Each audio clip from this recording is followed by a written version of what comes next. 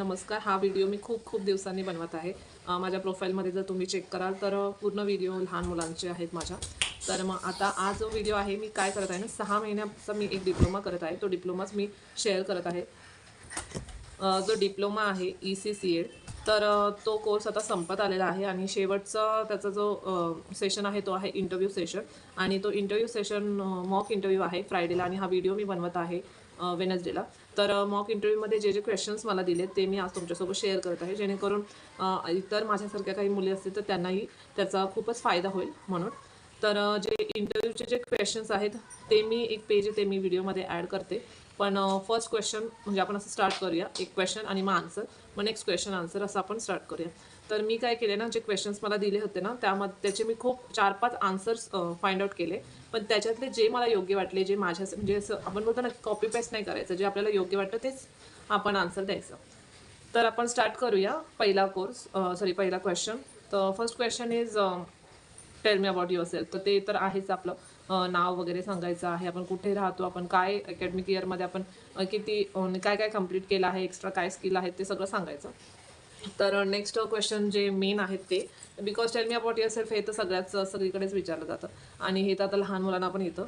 तर ठीक आहे, आपण नेक्स्ट क्वेश्चनकडे वळूया. आय थिंक तिथूनच जरा म्हणजे शिकण्यासारखं आहे. तर नेक्स्ट क्वेश्चन आहे, why do you select teaching as your career. म्हणजे का तुम्ही टीचरच, why do you want to become a teacher. तुम्हाला टीचरच का बनायचं आहे, शिक्षकच का बनायचं आहे. तर त्याचा आन्सर मी लिहिलं आहे. I love to connect with the students, with the learners, and I feel satisfied at the end of the day when I able to solve their questions, their curiosity of the students, and also I want to make a positive impact on students' lives. म्हणजे मी answer दिलं आहे की मला लहान मुलांशी connect व्हायला खूप आवडतं, मला त्यांचे डाऊट सॉल्व करायला खूप आवडतं. आणि तिसरं मी लिहिलं की पॉझिटिव्ह इम्पॅक्ट स्टुडंटच्या जीवनावर मला एक सकारात्मक बदल घडवायचा आहे. ठीक आहे. नेक्स्ट क्वेश्चन घेऊया, व्हॉट आर युअर स्ट्रेंथ. तर काय आहे तुमचे पॉझिटिव्ह स्ट्रेंथ, म्हणजे तुमच्यामधले पॉझिटिव्ह गोष्टी सांगायच्या आहे. तर माझ्यामध्ये जे आहे ते मी खरं सांगितले की I am a quick learner. मी पटकन गोष्टी अशा शिकते बिकॉज लहानपणापासूनच थोडंसं अभ्यासामध्ये क्विक लर्नर म्हणजे पटकन शिकण्यामुळे चांगले मार्क्स वगैरे पण पडले, त्यामुळे मी जे आहे ते लिहिलं आहे. आणि can handle a team. Yes, I can handle a team. I have that team leader qualities and hard working and also dedicated to my work. तर नेक्स्ट क्वेश्चन आहे, what are the characteristics of a good teacher. तर चांगल्या शिक्षकाचे गुणधर्म काय आहे चांगले. तर गुड कॅरेक्टरिस्टिक्स आपण सांगूया की फर्स्ट ऑफ ऑल मी टाकलं आहे की genuine passion for teaching. Teacher should have a friendly behaviour. Teacher should be kind and caring. And also teacher must have a professional knowledge of that particular subject. म्हणजे त्या ज्या विषयासाठी ते बोलते आहे त्या विषयाबद्दल त्या नॉलेज पाहिजे professional. And teacher should have a good communication skill. जर त्यांच्याकडे गुड कम्युनिकेशन स्किल असेल तर ते टीचर स्टुडंटशी चांगल्या प्रकारे संवाद साधू शकतं, म्हणून मी हे टाकलं आहे. तर आपला आन्सर काय आहे, teacher should have a genuine passion for a teaching. दुसरं आपण टाकलं आहे, teacher should have a friendly behaviour. Teacher should be kind and she should be caring. And also they must have a professional knowledge about that particular subject and should have a good communication skill. Next question, do you have any experience in teaching. तर खरं तर मला टीचिंगचा experience असं स्कूलमध्ये नाही आहे, त्यामुळे मी तर नोच टाकणार आहे. बट येस, आपण असं म्हणजे टाकू शकतो आहे की we use to take home tuitions at home. मग तेच विचारतील कितवीच्या मुलांना शिकवायचे, मग from first standard to 5th 6th 7th जे आहे ते.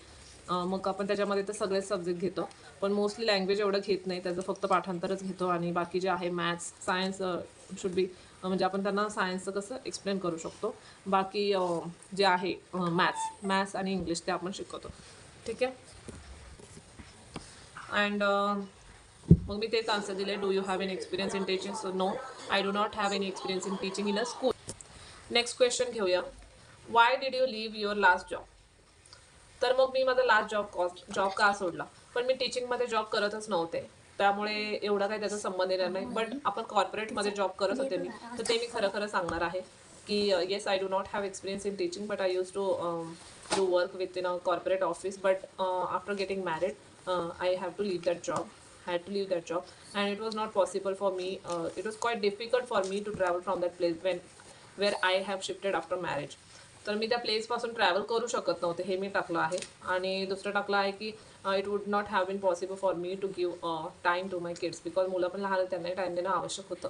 त्यामुळे ते जमलं नाही हे असं माझं मी खरं खरं टाकलं. तुम्ही टाकू शकता जर तुम्हाला एक्सपिरियन्स असेल तर स्कूलमध्ये मग किती वर्षासाठी, मग कोणता सब्जेक्ट शिकवायचे ते सगळं फक्त इथे विचारलं जाईल. आणि मग का सोडला, का मध्ये तुम्ही म्हणजे बोलत असाल की लोकेशन लांब पडत असेल किंवा सॅलरी, पुन्हा सॅलरीचं असं बोलू नका की तिथे कमीच सॅलरी होती, वाढतच नव्हती असं पण तुम्ही सांगू शकता. कमी सॅलरी मग हे विचार करतील की अच्छा इथे जर सॅलरी दिली आणि याच्यापेक्षा जास्त सॅलरीचा तुम्हाला कॉल आला, तुम्ही लगेच ही पण स्कूल सोडून द्या का, असा पण निगेटिव्ह इफेक्ट पडतो. तो सॅलरीचा should be, that point should not be include in that answer.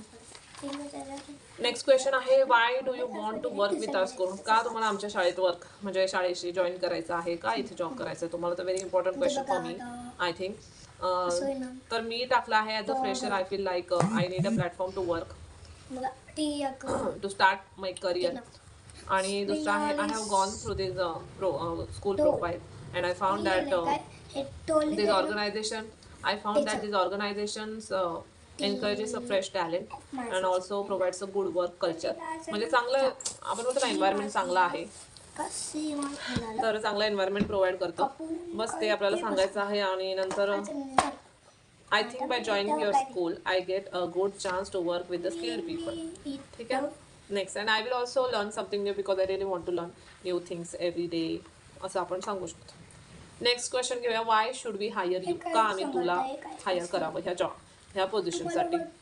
तर आपण आन्सर द्यायचा आहे, this is my first job application as a teacher in a school. हा माझा पहिला जॉब ॲप्लिकेशन आहे स्कूलमध्ये टीचरसाठी. So I use to take home tuitions only. Logically I do not have much to show yet, but I can assure that I am eager to learn and highly motivated to make a positive impact on every student's lives I teach. म्हणजे याचा अर्थ असा झालेला आहे की हा माझा पहिला जॉब ॲप्लिकेशन आहे स्कूलमध्ये.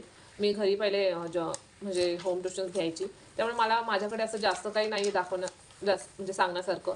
सो पण मी तुम्हाला सांगू शकते की मी खूप म्हणजे म्हणतो ना की आपण शिकण्यासाठी खूप उत्स्फूर्त आहोत असं. आणि highly motivated to make a positive impact on every students life. म्हणजे प्रत्येक विद्यार्थ्याच्या जीवनावर सकारात्मक बदल घडवण्यासाठी मी मोटिवेट आहे. दुसरं नेक्स्ट क्वेश्चन घेऊया, what is your expectations of a salary. Direct आपण अमाऊंट नाही सांगायची, शेवटी सांगायची आहे अमाऊंट. पण मी तर नवीन असल्यामुळे मी असं सांगणार आहे की ma'am I am a fresher to this industry and it's your time to expect from me to be a great part of this organisation. So you can offer me what you feel appropriate for a fresher. म्हणजे तुम्हाला काय वाटतं की फ्रेशरसाठी, कारण माझ्यासाठी तर हे नवीन आहे, त्यामुळे तुम्हाला काय वाटतं की ॲज अ फ्रेशरसाठी तुम्ही किती सॅलरी दिली पाहिजे ते तुम्हीच सांगा. मग परत ते विचारतील की पहिले तुम्ही किती कमवायचे किंवा काय, तरी पण असं कुठून येता तुम्ही हे पण खूप जास्त इम्पॅक्ट करतं, लांब आहे की जवळ राहता. ठीक आहे.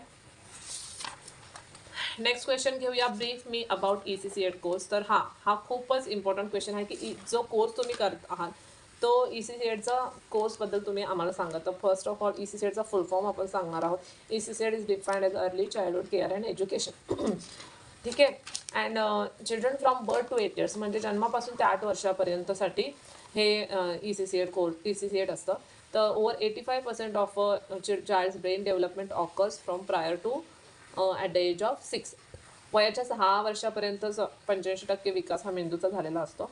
And indicating the critical importance of appropriate care in order to ensure healthy brain development and growth. म्हणजे आपण त्यांना जे केअर म्हणजे जी काळजी आणि जे एज्युकेशन दिलं जातं वयाच्या 8 वर्षापर्यंत त्यालाच म्हणतात ECCET कोर्स. ठीक आहे.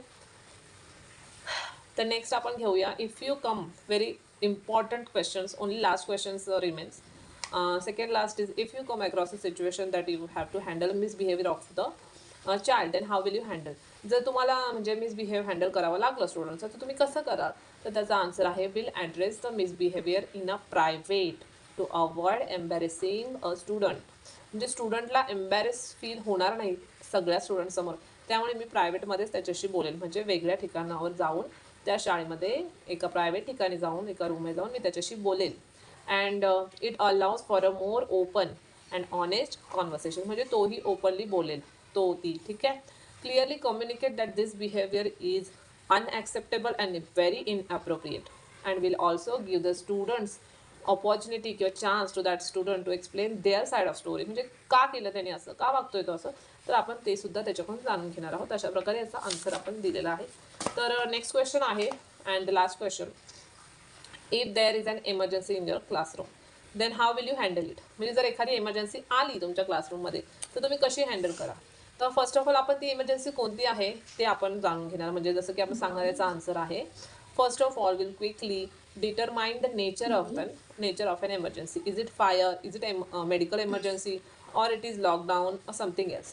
Priority should be to the safety and following established procedure. त्या शाळेचे जे जे नियम असतील ते आपण फॉलो करणार आहे. ठीक आहे, जी प्रोसिजर असेल. अँड विल रिमेन काम, शांत राहू आणि क्लिअरली इन्स्ट्रक्शन्स आपण स्टुडंट्सना देऊ. Clearly provide clear instructions to the students. तर अशा प्रकारे हा इंटरव्ह्यू, मॉक इंटरव्ह्यूचे हे सगळे क्वेश्चन आहे आणि मॉक इंटरव्ह्यूमध्ये हे क्वेश्चन्स विचारले जातील.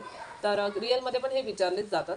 त्यामुळे मला वाटलं की हा व्हिडिओ खरंच शेअर केला पाहिजे, जेणेकरून ज्या मुली असतील, जो हा कोर्स करत असेल त्यांनाही याचा फायदा होईल. त्यामुळे मी हा व्हिडिओ शेअर केला आहे. आणि तुमचे काही इतर काही क्वेश्चन्स असतील किंवा तुम्हाला काही ॲड करायचं असेल आन्सरमध्ये तर तुम्ही नक्की सांगू शकता. थँक्यू.